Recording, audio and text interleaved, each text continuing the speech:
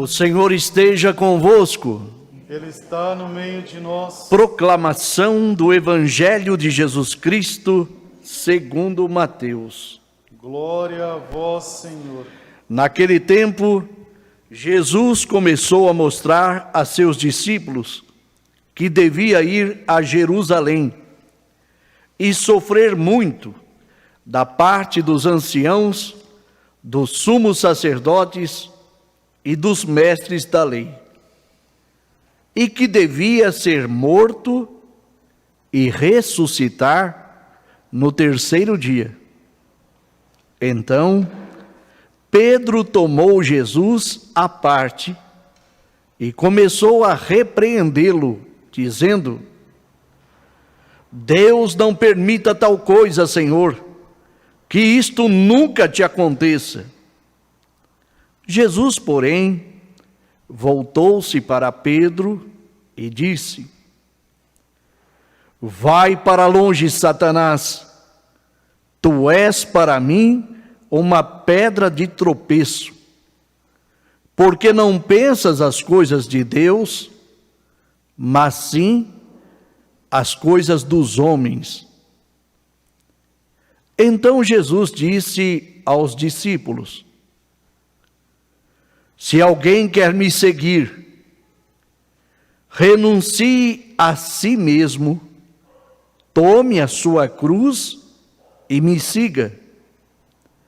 Pois quem quiser salvar a sua vida, vai perdê-la. E quem perder a sua vida por causa de mim, vai encontrá-la. De fato, que adianta ao homem ganhar o mundo inteiro, mas perder a sua vida? O que poderá alguém dar em troca de sua vida?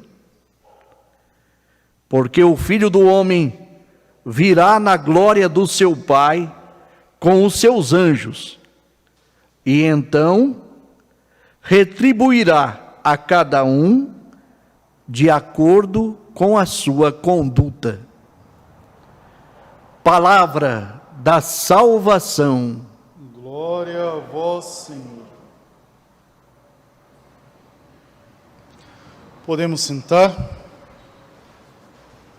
Queridos irmãos e irmãs, a liturgia de hoje é verdadeiramente uma catequese que nos ajuda, a crescer cada vez mais nessa dinâmica de seguir nosso Senhor, de ser discípulo verdadeiramente de nosso Senhor. Veja que interessante a leitura. As leituras elas têm quase uma consonância uma com a outra. Primeiro vai ter uma confissão, Jeremias faz uma confissão pública da sua existência, daquilo que ele está vivendo para a comunidade, mas numa oração a Deus. Ele fala assim: tu me seduziste e eu me deixei seduzir. Santo Agostinho vai usar essa mesma literatura, essa mesma fala, quando ele vai escrever também o livro As Confissões, quando ele vai falar sobre o capítulo, dentro dos capítulos das Confissões, ele fala: seduziste-me, Senhor, e eu me deixei seduzir, e agora não posso ficar longe de ti. Só que ali a gente vê um profeta, e o profeta fala exatamente sobre essa ação tão pura que recebe de Deus, quase que uma dimensão própria de unidade. Porém, ele fala algo que depois vem logo atrás, dizendo assim: eu estou cansado. Eu falo, eles não escutam. Eu profetizo, eles dão risada. Estão caçoando. Ninguém mais está ouvindo.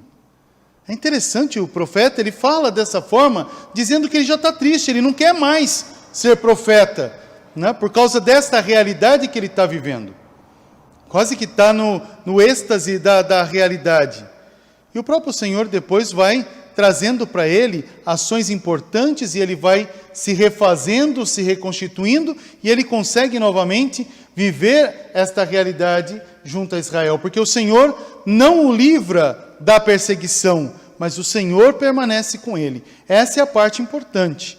A outra realidade ali apresentada é a ação de que Deus não abandona quem ele ama e quem assume o seu propósito. Quem assume o propósito de Deus não é abandonado, vai sofrer perseguições. Por isso que os profetas, quase todos eles, foram mortos, ou a pedrada, a paulada, a espada, enfim, todos eles tiveram mortes tristes, mortes dolorosas, porque anunciaram a palavra de Deus.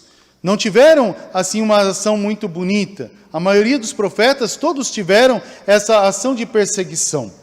Agora, a gente começa a observar que, fazendo até uma ponte, indo lá para o novo Israel, na leitura do Evangelho, a gente vai encontrar os novos profetas. A gente está ali, encontra os apóstolos com Jesus, ele já está ali mais perto de Jerusalém, e parece que vai ser agora a prova de fim de curso dos apóstolos. Então parece que ali está terminando tudo, e os apóstolos vão receber a última informação. Jesus Cristo, na sua verdade, fala para a comunidade. Eles queriam o Messias. Jesus se deixou revelar. Pedro falou, tu és o Messias, o Filho do Deus vivo. O que Jesus Cristo fala para ele? Tu és pedra, e sobre essa pedra eu vou construir a minha igreja, e o poder do inferno não vai poder abalar a minha igreja. Que beleza, está tudo certinho, não está? Aí chega agora, e Jesus Cristo fala, poxa, entenderam a ação. Agora eu vou falar para vocês uma ação importante. Esse Messias que você está esperando vai ter que subir até Jerusalém. Vai ser condenado pelos anciãos, vai ser condenado pelos doutores da lei, pelos fariseus, pelos sacerdotes, vai ser humilhado, vão maltratá-lo, vão bater nele, ele vai morrer. No terceiro dia eu ressuscito.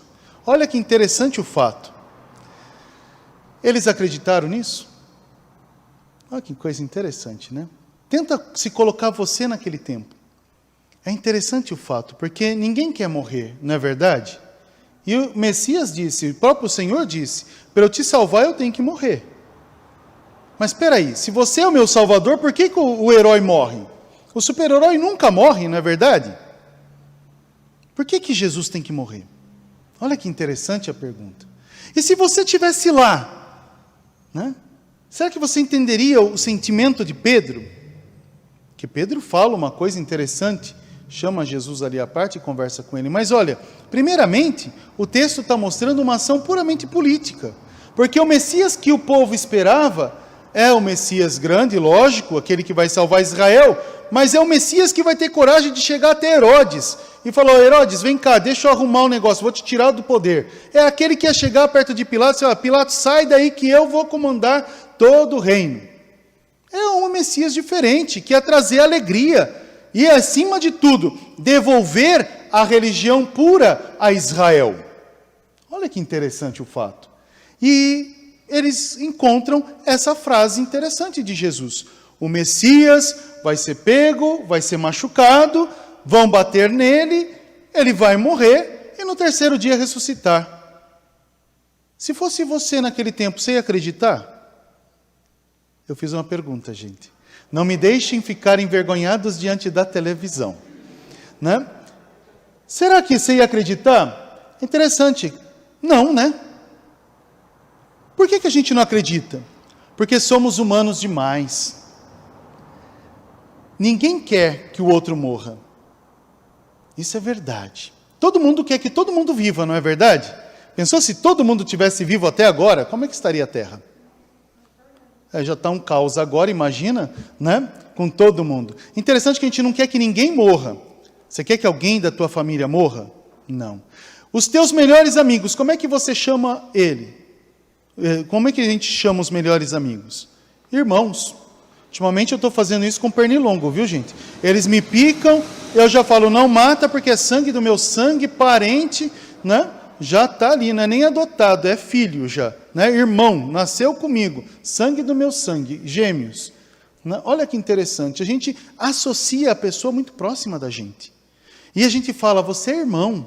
Então o que era Jesus para eles, além de ser Messias? Irmão. Jesus é o nosso camarada, está com a gente. Agora ele está dizendo que ele vai morrer? Espera aí. A gente não acredita nessa ressurreição, por quê? Porque a gente sabe que depois que morre, depois que é colocado meia dúzia de quilo de terra em cima da gente, não tem mais nada. Depois que fecha a lápide, não se volta atrás. Não é assim que a gente aprende? a vida nos ensina. Agora Jesus diz que vai morrer e 3 dias ressuscita. Ah, meu Deus do céu!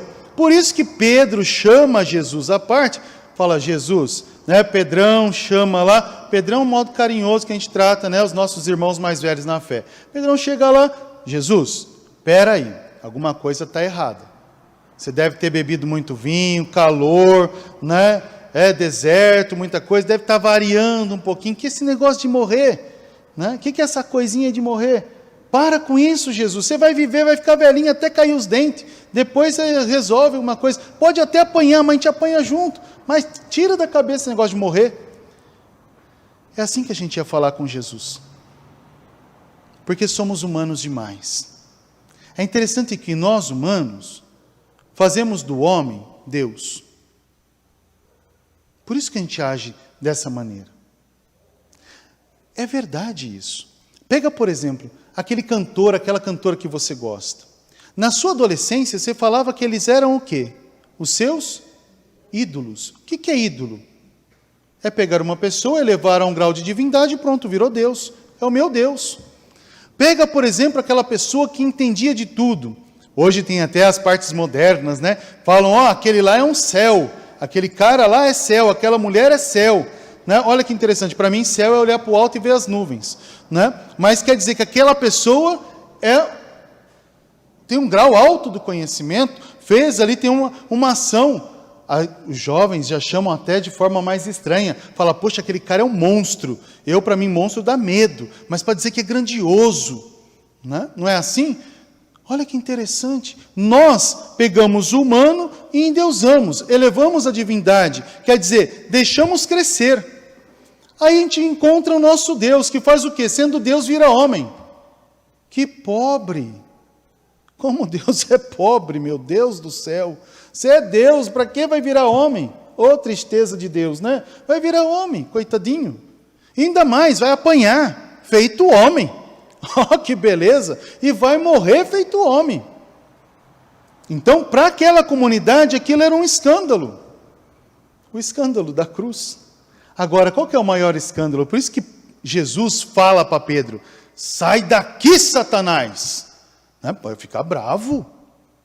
Você pensa como homem, não como Deus. Pedro não tinha falado que ele era o Messias, agora está dizendo, você não vai morrer. Pedro tirou toda a ação de Deus, porque Pedro queria que Deus fizesse a sua ação, vivesse o seu legado. Quantas das vezes a gente também faz isso? Quantas das vezes a gente também fala, seja feita a vossa vontade, não, seja feita a minha vontade, assim na terra como no céu. A gente reza no Pai Nosso, né, e fala, seja feita a vossa vontade, a gente fica mentindo o tempo todo, porque a gente quer a nossa vontade. Senhor, tem que ser do meu jeito, tem que ser do jeito que eu gosto, eu tenho que fazer da minha forma. Se não for do meu jeito, não participo mais. Se não for do meu jeito, não quero mais. Não, é o jeito de Deus na gente. Essa é a ação que Jesus Cristo esperava ouvir da comunidade. E ele escuta a realidade humana. Somos humanos demais. Por isso que Deus é misericordioso e Deus perdoa sempre. Mas Deus perdoa sempre, isso não é motivo para a gente escambar tudo. Já que Deus perdoa, vamos continuar pecando, é mais gostoso, né? Não, Deus perdoa. Não, calma, não é por aí. Olha que interessante que Jesus Cristo fala para os apóstolos.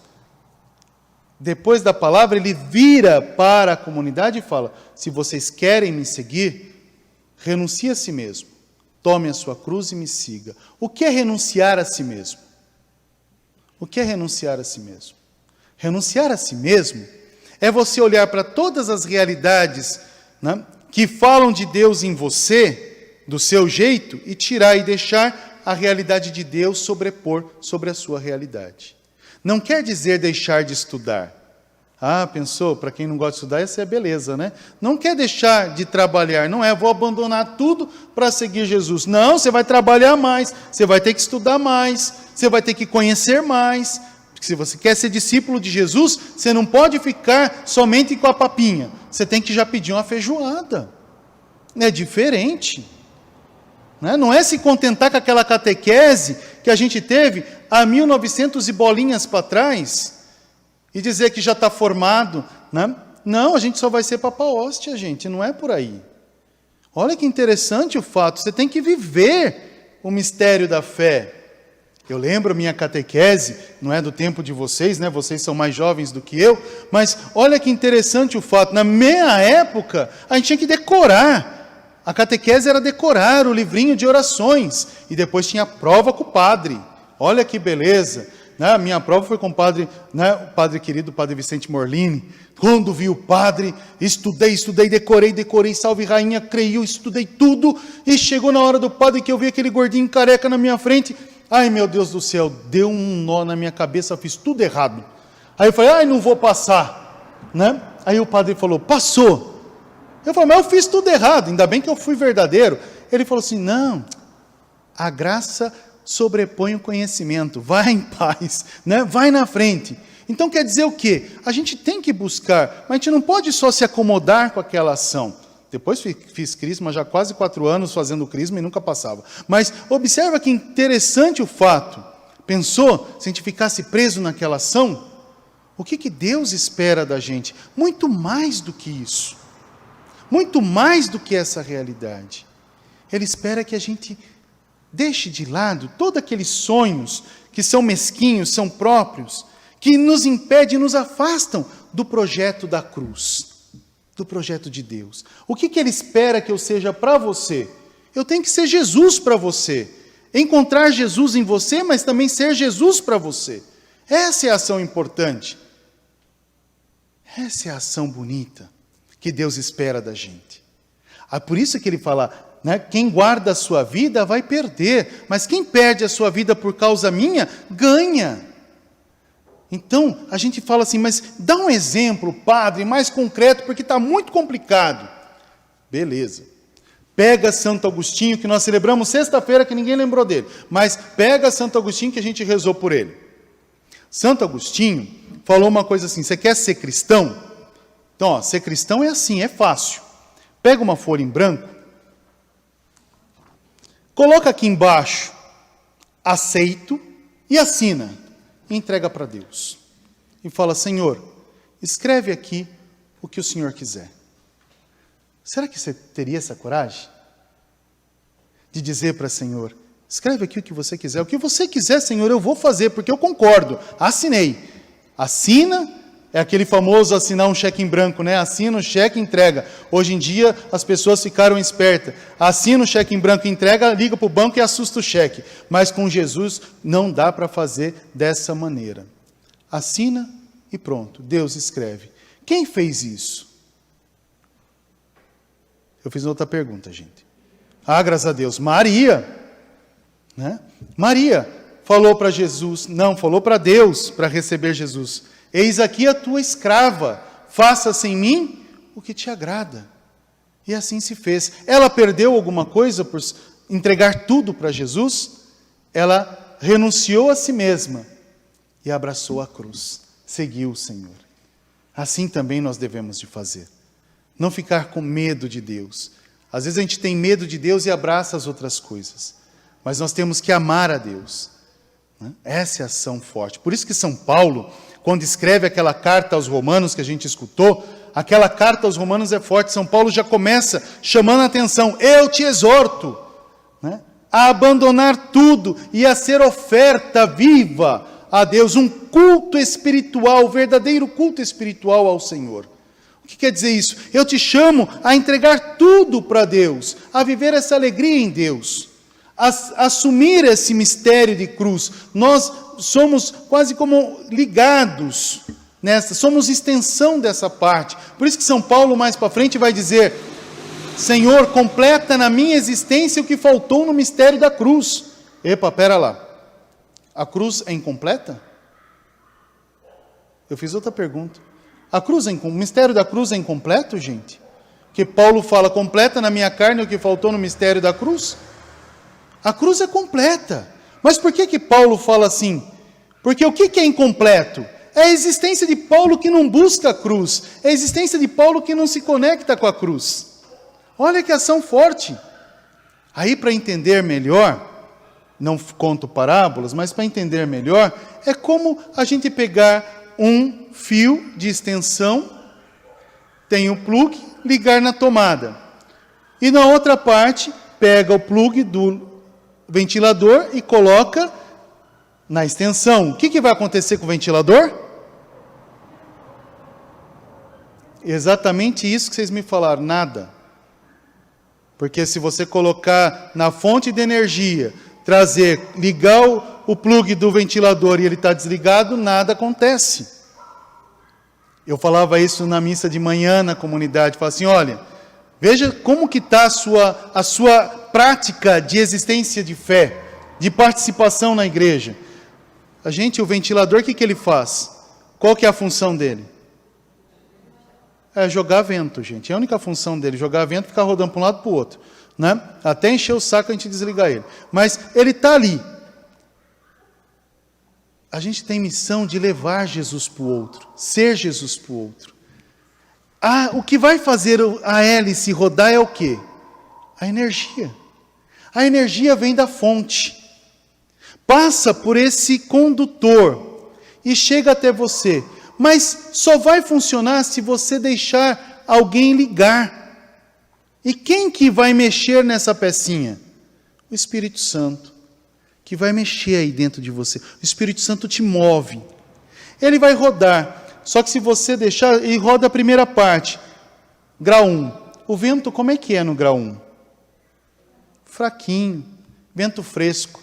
É aquele que às vezes vem na missa e participa sempre da missa de corpo presente. Já viu? Né? Já viram uma missa de corpo presente? Interessante, né? Tem um caixão ali na frente, tem a missa, todo mundo chora, é uma coisa triste, depois vai embora, todo mundo fica triste. Mas quantas das vezes a gente vem na missa e o corpo presente é você? Porque você está com o corpo aqui, a cabeça está lá fora. Então é a missa de corpo presente. Né? Olha que interessante, é o grau 1. Aí vem o grauzinho 2 do ventilador. Roda um pouquinho mais forte, né?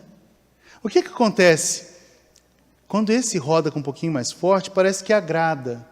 Mas é de momento. É só de momento. Passa. É aquela fé de momento. É aquela fé da empolgação. Ah, legal, vou participar. Olha, eu sou da igreja, eu participo, tal. Gostei daquela missa.